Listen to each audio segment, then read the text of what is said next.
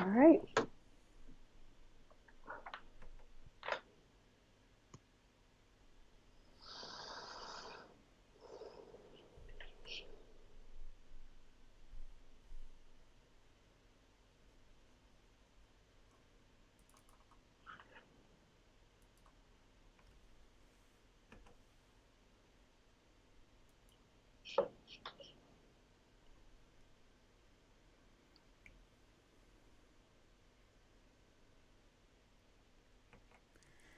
Hello and welcome to Church Come Today. My name is Neil Fisher, and we're hoping you enjoy today's show. I'm the Director of Communications for the South Carolina Synod.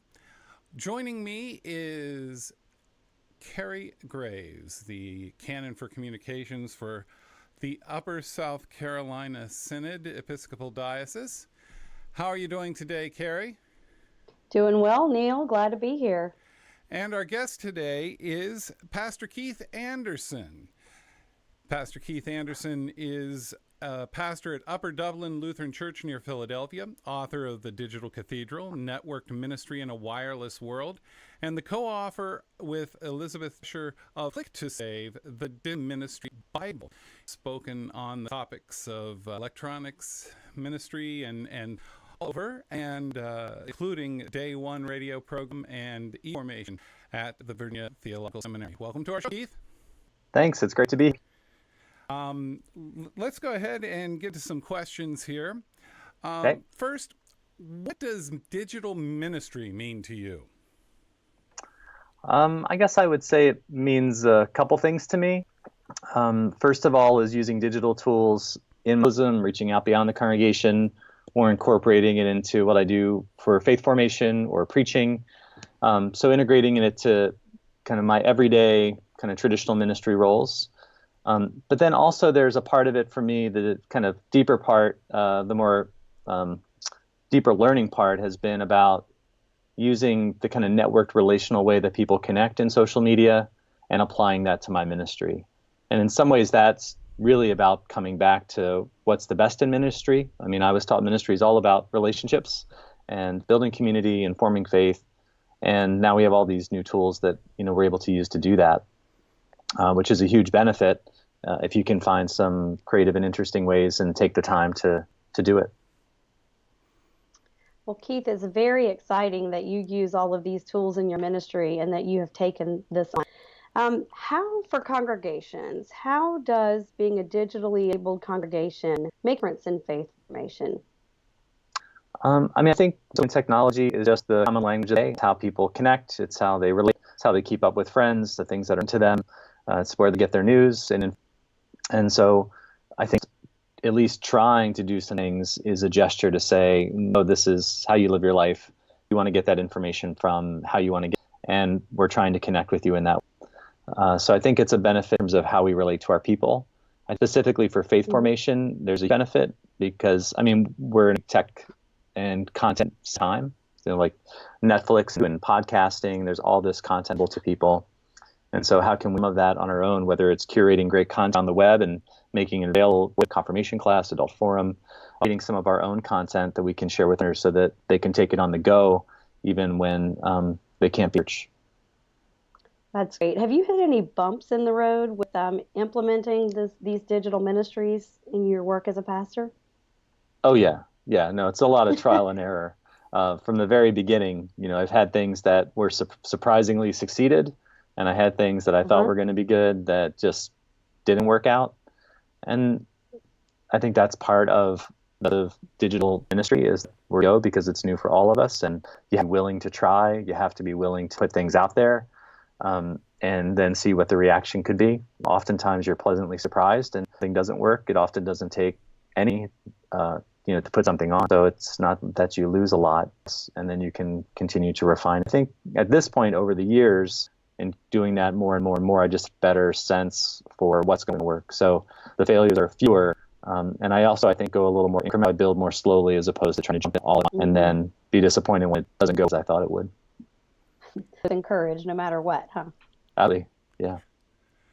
So, Keith, how do you think, or rather, what do you think is important for congregations to build this digital ministry? Are there specific things or steps they can take? Yeah, I just think you have to start and just pick somewhere to start and something to start with. So a lot of times we just talk and talk and talk and we never get around to doing it. So, if the written word is your thing, use a free blogging platform and respond, or, marketing like MailChimp or Constant Contact, pretty effective. It doesn't have to be elaborate. It doesn't have to be professionally produced. But once you start put something out there and see how people respond, you're able to take what you're doing and then maybe learn for the delivery device, whether it's a podcast or a blog post, or, maybe just photography and pictures of your things and just run an interesting Instagram feed. And that's great. Keith, you're very busy, pastor, speaker, author. How have you, in your daily work schedule and daily life, carved out the time to learn about digital media over the years and then to implement it for yourself? And do you have any tips for other pastors on carving out the time? Yeah, I've never tried to quantify the amount of time I spend on it, either personally or professionally, nor have I tried to quantify the time I put in ministry, because I think would be scary. So that way, the way that over the years I've come to it is the digital stuff has become integrated into everything I do in my parish practice. So my preaching preparation is digitally integrated because I'm either reading stuff online or I'm kicking around ideas with people as I'm trying to put together my sermon. Or as I prepare confirmation class, I'm looking at videos on YouTube might appeal and help make the point in the class. In faith formation areas, I try to do that as well. And I've done some podcasting, and I do a monthly email for Faith Home for our families. So it all becomes more integrated. And so instead of something that is separate and different from what I do sort of in traditional ministry areas as a pastor, it all becomes in together. I think that's how we're living these technological times. It's part of a whole in who we are. But that's been a constructive way for me to think about it, as opposed to now I have to do something else. Now I have to set aside. You do need to be intentional about it, about learning about it, about setting aside the time to learn how to use Instagram or learn how to use Facebook. I mean, as a pastor, like that is an important contact for me with the people that I relate to. So I manage our church's Instagram account and Facebook page and website, and that's a lot, and not everybody can. It's part of my gift that I can offer, so I do it. Mm-hmm. But it also provides all these touch points for me to people that I would really miss if I weren't doing it. That's very good advice. It really shows the relational aspect, which is, of course, the most important. Do you have any fun, epic fail stories for us of anything you've tried to implement in the congregation that hasn't worked that you can think of? Epic fails. Yeah, I don't know about epic. Just one. But, we started at one point in my last church to create a resource for spiritual. That was one of our goals, to help people in their lives. And we thought we'd create this free blog platform and put materials there. And it was a lot, and just wasn't what people wanted. Fully newsletter on a blog format as opposed to like a paper format. Eventually we moved to email, but the blog format was completely confusing because things were like out of order and people couldn't find what they were looking for. So it wasn't the right platform. So we had to abandon that and then move to more of like a weekly email, or incorporate those things more intentionally into the weekly email. So people were like, what's going on? How do I find it? And we were like, back up. So it's a good idea. Maybe some of these things are just good ideas whose times haven't come, that the platform just isn't capable of doing what you want for it to be able to do at the moment, but it doesn't mean you can't always go back to it later. One that I started that was like an epic success that started off pretty rough was this YouTube Bible series that I did. So every week I do 2-minute video reflection on the lectionary readings coming up, and 2 minutes today is way too long. It should be like a minute or so, but I started off and like the quality was so low, and the camera was looking up my nose, and I had friends say, this is a great idea. Like, dude, you got to work on how you're putting this thing together. And I had some friends help me with that, and it turned into be one of the best things I've ever done in social media space. So you never quite know, humble beginnings can turn into something great, and something you think is going to be great. You just might have to move on from it, but you learn every time. It I sounds think like hearing these stories is very helpful and encouraging, and there's an expression that says fail often in order to succeed sooner. Yeah, So, yeah, again, we need not be afraid to move forward with these platforms.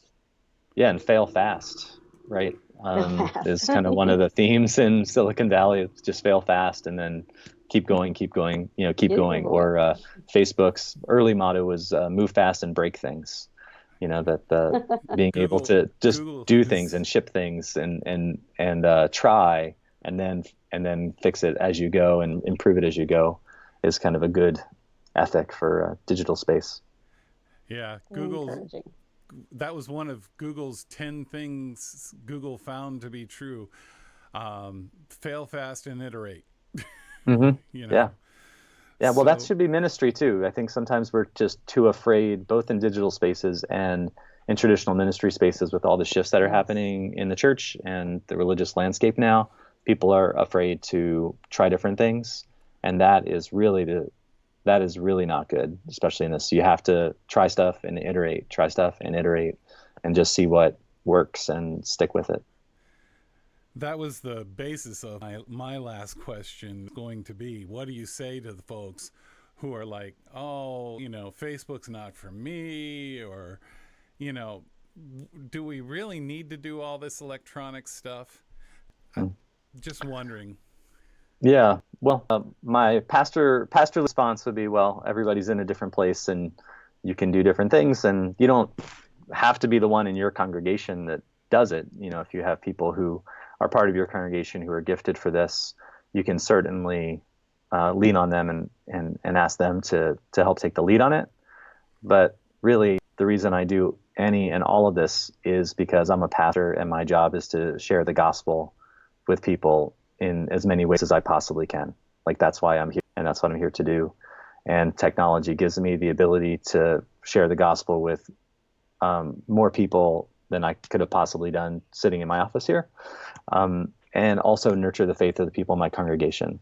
So, maybe the technology is not for you, but if you're not doing anything in your church to help make it the case, hiring people or finding people to help you, or to try, then you're going to quickly become irrelevant, not only to the people that you might encounter, but to the people in your congregation.